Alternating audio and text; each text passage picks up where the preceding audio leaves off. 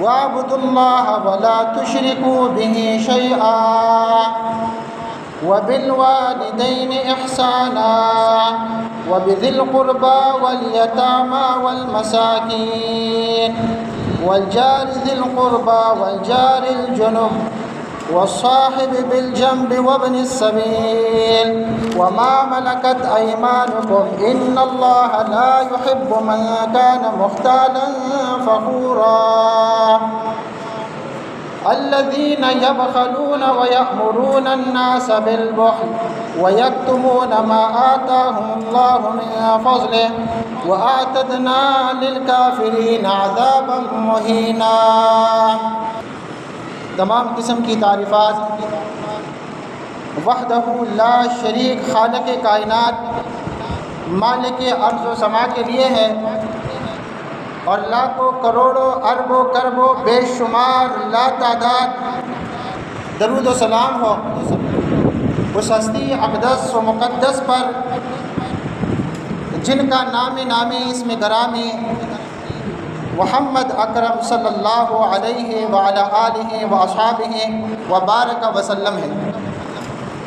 وہ ذات مقدسہ مبارکہ مطہرہ کہ رب العزت نے جنہیں رحمت کائنات بنا کر بھیجا اور جن کے ذریعے اہل کائنات کی ہدایت اور رہنمائی کا بندوبست فرمایا، محمد صلی اللہ علیہ وسلم نے اس کائنات میں جلوگر ہو کر بنی نوع انسان کی ہدایت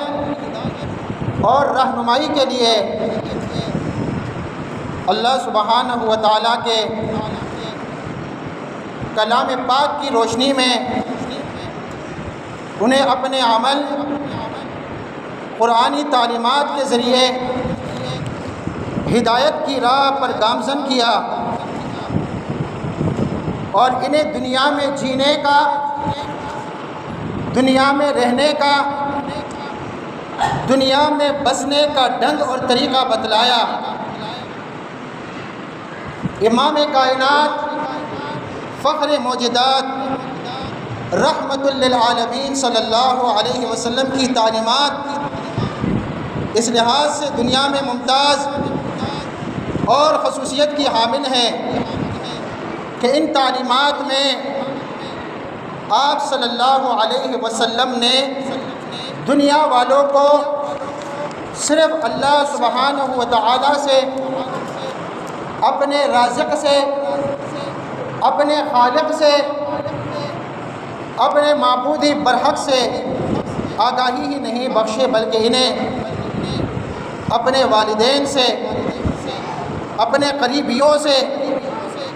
اپنے رشتہ داروں سے، اپنے پڑوسیوں سے، اپنے ساتھ سفر کرنے والوں سے، معاملات برتنے والوں سے، رشتہ داریوں کے ناتوں میں ایک دوسرے سے پیوستہ وابستہ ہونے والوں سے،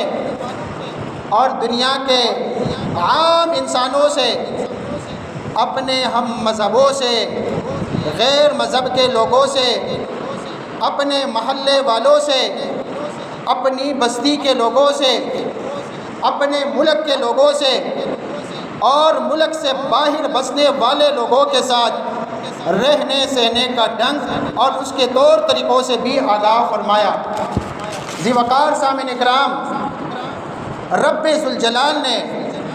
محمد الرسول اللہ صلی اللہ علیہ وسلم کو اس کائنات کا آخری امام اور اپنی وحی کا آخری ترجمان بنا کر بھیجا۔ آپ صلی اللہ علیہ وسلم نے اللہ سبحانہ و تعالیٰ کے احکامات کو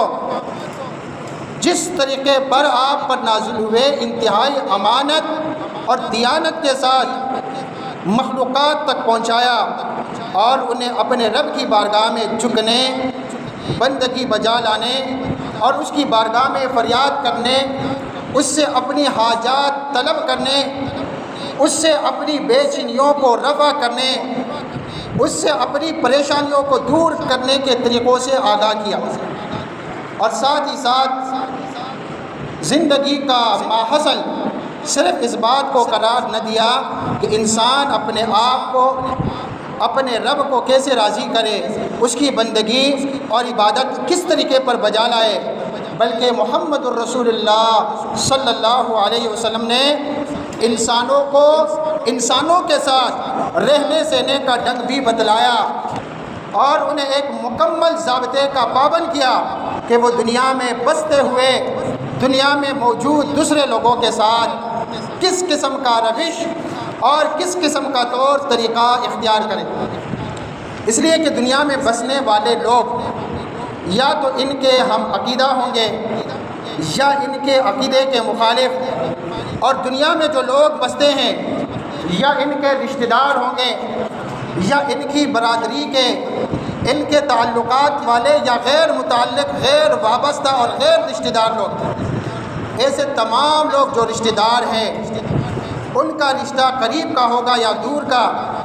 اور دور کے رشتہ دار والے ماں کی طرف سے رشتہ دار ہوں گے یا باپ کی طرف سے،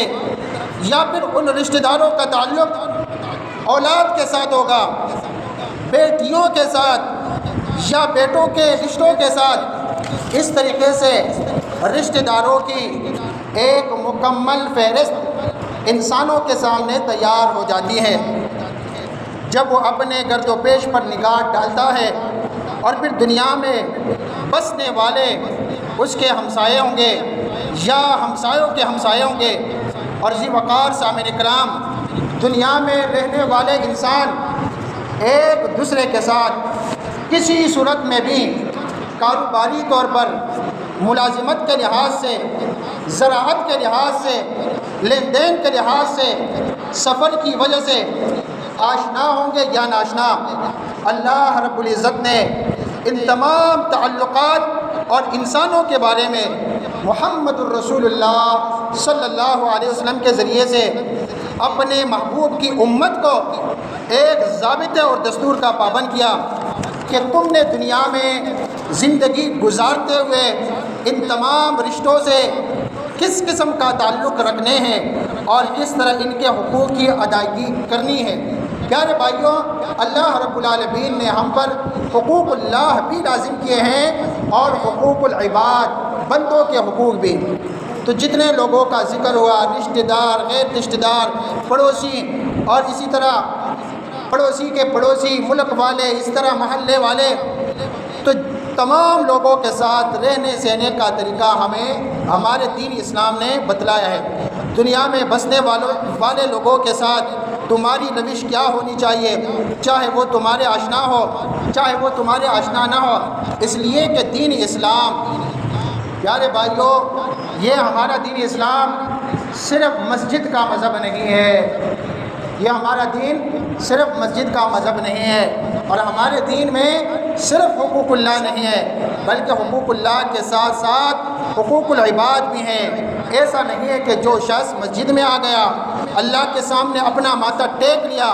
رب کی بارگاہ میں قیام و قعود کر لیا، اللہ کے سامنے عجز و نیازی کا نذرانہ پیش کر لیا،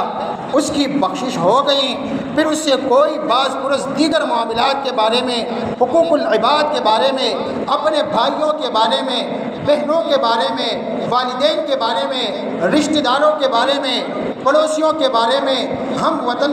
والوں کے بارے میں کوئی باز پرس نہیں ہوگی۔ میرے بھائیوں، اسلام ایسا مذہب نہیں ہے۔ دین اسلام تو حقوق اللہ کے ساتھ ساتھ حقوق العباد کو بھی لازم قرار دیتا ہے۔ پیارے بھائیوں، اسلام وہ دین ہے جس نے اپنے ماننے والوں کو اس بات کا پابند کیا کہ انہوں نے اللہ سبحانہ و تعالیٰ کے ساتھ تعلقات کے بارے میں محمد الرسول اللہ صلی اللہ علیہ وسلم کے فرامین اور تعلیمات کی پیروی کرنی ہے، اور اس دنیا میں بسنے والے تمام انسانوں کے ساتھ اپنے تعلقات کے بارے میں اللہ تعالیٰ اور رسول اللہ صلی اللہ علیہ وسلم کی تعلیمات کی پیروی کرنی ہے، قرآن اور حدیث پر عمل کرنا ہے۔ اگر کوئی شخص کتنا ہی نیک، عام معنوں میں کتنا ہی پارسا اور معروف لحاظ سے کوئی شخص کتنا ہی متقی دیندار کیوں نہ ہو، لیکن اگر اللہ کے مخلوق کے ساتھ اس کے تعلقات اس طریقے پر استوار نہیں ہیں جس طریقے پر اللہ تعالیٰ اور رسول اللہ صلی اللہ علیہ وسلم نے حکم دیا ہے، تو ایسا شخص کبھی بھی رب کی بارگاہ میں سرخرو نہیں ہو سکتا۔ اس کا تقویٰ اور اس کی دیانت اور اس کی پرہیزگاری اور اس کی امانت داری، اللہ سبحانہ و تعالیٰ سے اس کا تعلق اور رابطہ،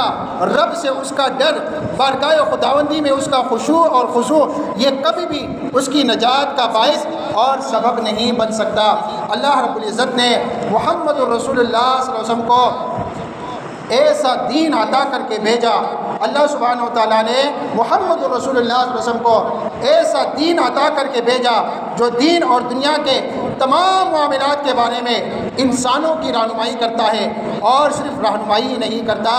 بلکہ اپنے ماننے والوں کو ان تعلیمات کا پابند بھی بناتا ہے۔ ذی وقار سامعین اکرام، قرآن مجید فرقان حمید میں اللہ سبحانہ و تعالیٰ نے مختلف مقامات میں حقوق اللہ کے ساتھ ساتھ حقوق العباد کا بھی ذکر فرمایا، جیسا کہ سورۃ النساء کی 2 آیتیں میں نے آپ کے سامنے تلاوت کی ہے۔ ان آیات میں اللہ سبحانہ و تعالیٰ نے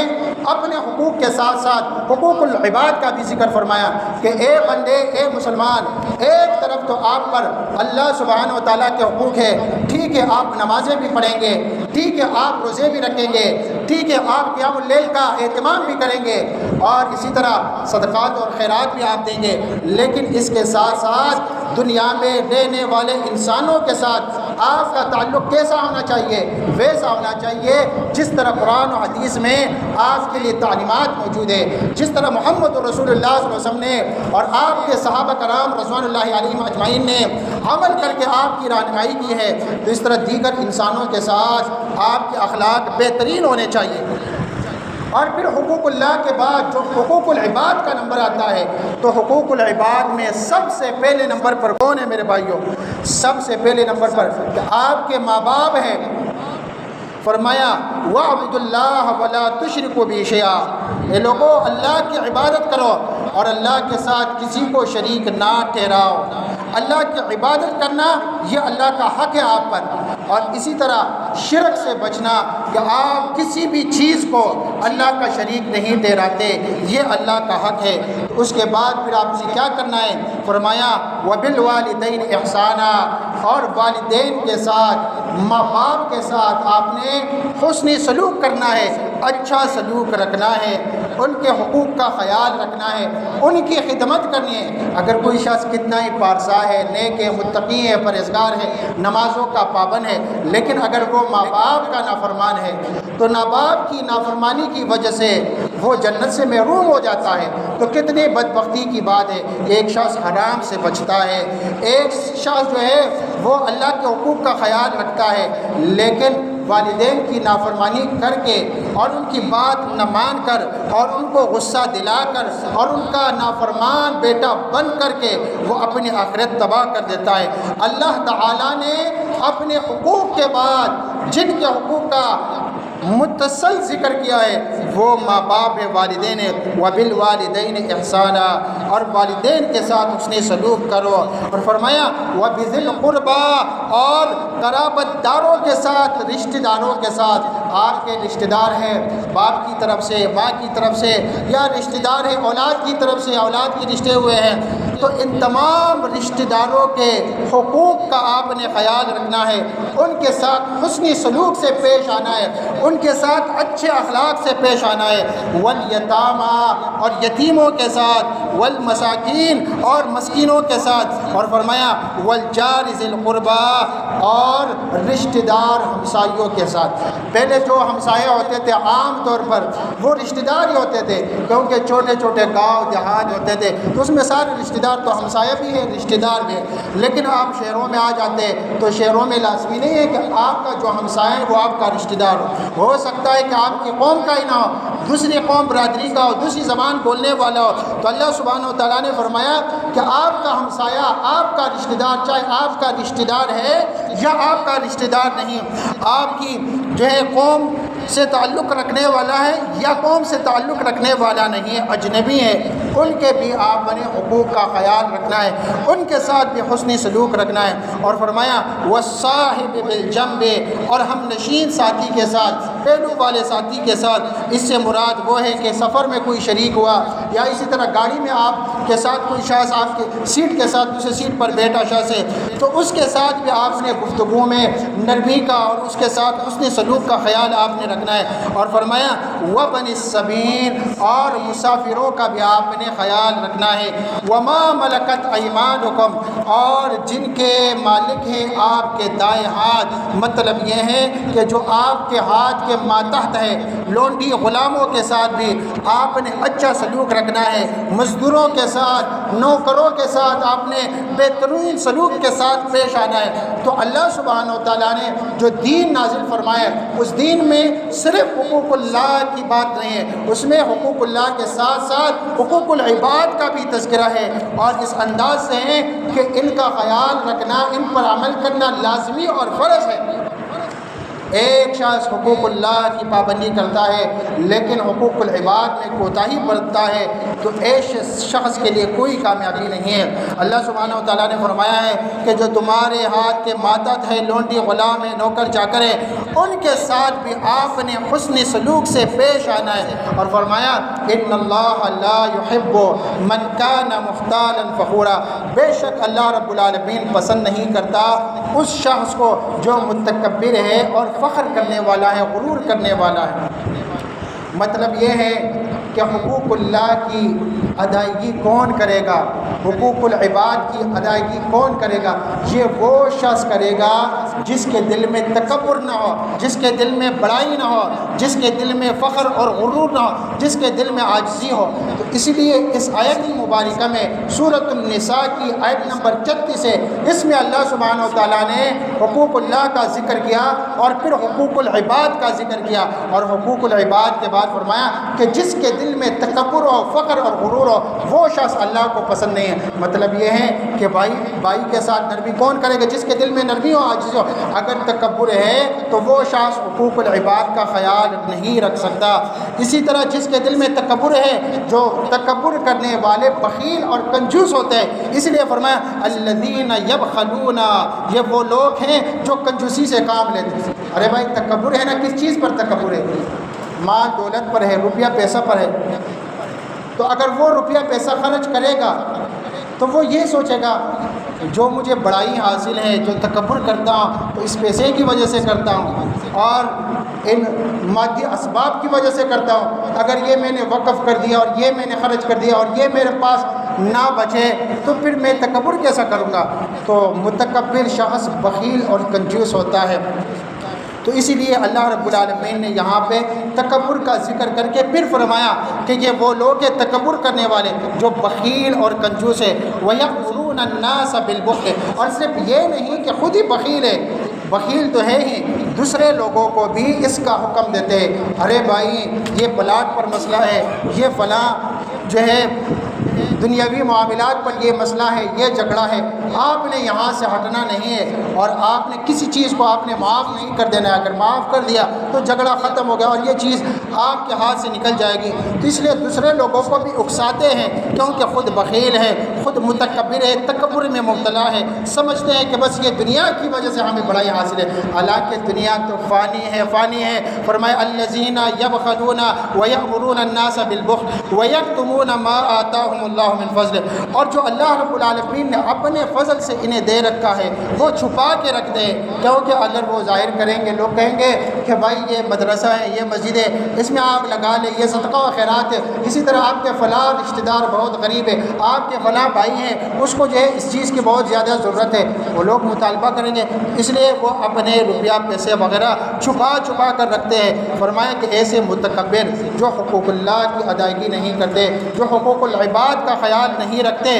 اور اسی طرح بخیل اور کنجوس بنے پھرتے ہیں، تو ایسے لوگوں کے لیے اللہ رب العالمین نے عذاب مہین، رسوا کرنے والا عذاب تیار کر رکھا ہے۔ وَأَعْتَدْنَا لِلْكَافِرِينَ عَذَابًا مُهِينًا۔ تو میرے بھائیوں، جو شخص یہ چاہتا ہو کہ میں حقوق اللہ کے ساتھ ساتھ حقوق العباد کی ادائیگی کرنے والا بھی بنوں، اور ہمارا دین اسلام ہمیں صرف مسجد میں آنے کی دعوت نہیں دیتا اور صرف نمازیں پڑھنے کی دعوت نہیں دیتا۔ نمازیں تو فرض ہیں، نمازوں کے بغیر تو کامیابی نہیں، لیکن اس کے ساتھ ساتھ اگر حقوق العباد میں کوتاہی ہوئی، اگر ماں باپ کی نافرمانی ہوئی، اگر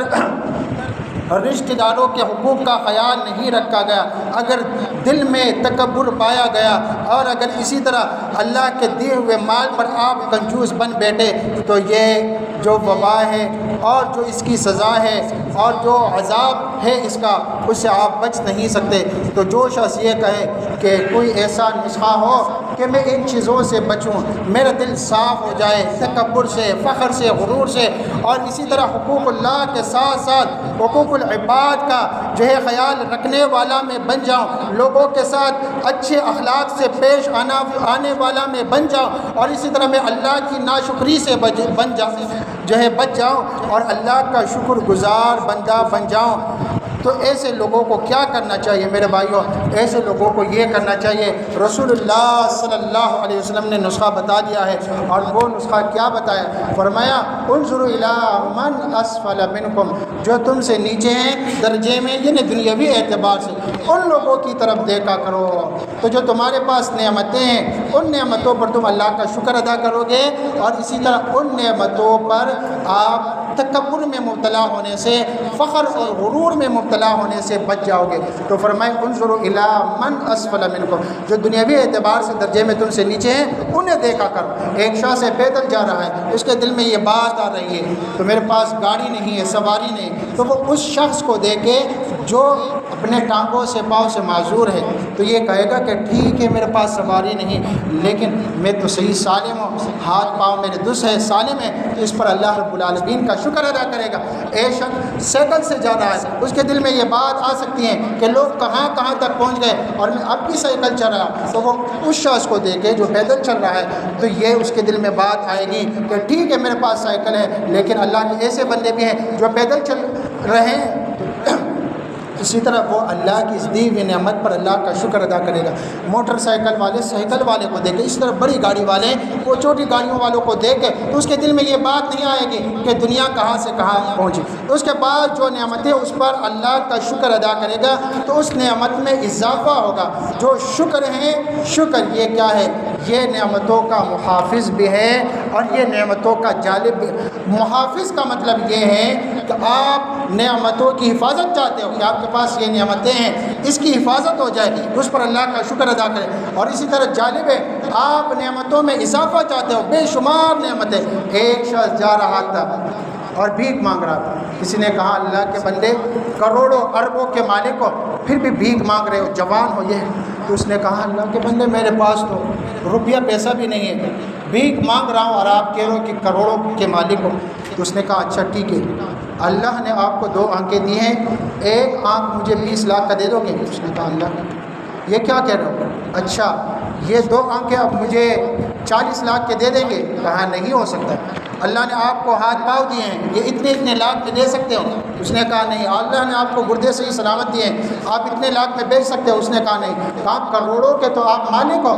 اور جوان ہو، یہ ساری نعمتیں آپ کے پاس ہیں، آپ آنکھوں سے دیکھتے ہو، کانوں سے سنتے ہو، زبان سے بولتے ہو اور دماغ سے سوچتے ہو، اتنی صلاحیتوں سے اللہ رب العالمین نے آپ کو نوازا ہے۔ تو اپنی صلاحیتوں کو بروئے کار لا کر، اس سے فائدے اٹھا کر آپ دنیا میں بھی ترقی کر سکتے ہیں اور اپنی آخرت بھی سنوار سکتے ہیں۔ اس طرح یہ بات اس کے ذہن میں بیٹھ گئی اور اس نے سمجھا کہ یہ بغیر عذر کے اور بغیر ضرورت کے بھیک مانگنا کتنے بڑے گناہ کی بات ہے۔ تو اس طرح یہ بات اس کی سمجھ میں آ گئی اور اسی طرح پھر وہ اپنی محنت مزدوری کرنے لگا۔ تو میرے بھائیوں بے شمار نعمتیں، ان نعمتوں کا محافظ اللہ نے ہمیں دیا ہے، اور وہ محافظ کیا ہے کہ ہم اللہ کا شکر کریں گے اور نعمتوں میں اضافہ چاہتے ہیں تو اللہ کا شکر کریں گے۔ اور اگر ہم یہ کہیں کہ میرے پاس یہ نہیں، میں رویوں پر رونا روئیں گے، تو جو نعمتیں موجود ہیں اس میں دن بدن کمی آئے گی، اور اسی طرح جو ہمارے پاس روشنی ہے اس میں کمی آئے گی، جو موجودہ روشنی ہے وہ بھی چلی جائے گی۔ میرے بھائیوں اللہ رب العالمین ہمیں سمجھنے اور عمل کرنے کی توفیق سے نوازے، آمین۔ وآخر دعوانا الحمدللہ۔